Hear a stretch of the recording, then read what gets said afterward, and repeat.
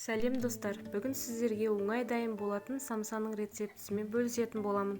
Менің каналыма тіркелмеген болсаңыздар, міндетті түрде подписаться батырмасын басып тіркеліп қойыңыздар. Менің арнамнан түрлі тәттілердің, торттардың, пирогтардың және тағамдардың рецептілерін көре аласыздар.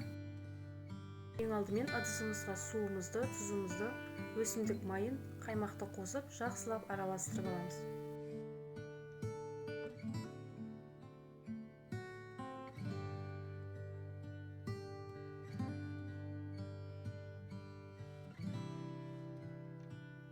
Оның үстіне қамыр қопсқышты қосып, үстіне еленген ұнымызды салып, жақсылап қамыр елеп аламыз.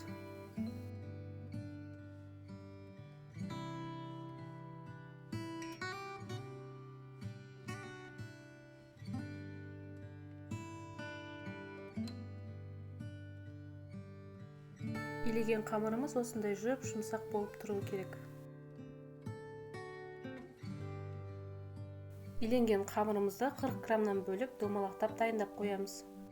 Салмасына тартылған ет пен пияз, дәміне қарай тұз, бұрыш, дәмдеуіштерді қосып, салмасын дайындап аламыз.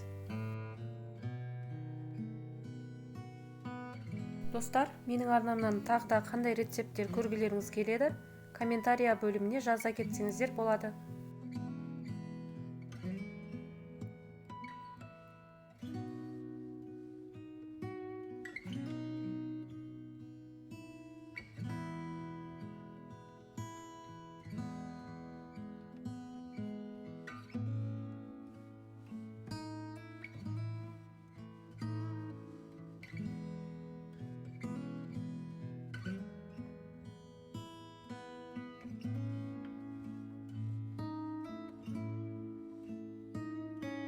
Дайын болған самсалардың бетіне жұмыртқасын жағып, оларды 200 градуста пісіріп алатын боламыз.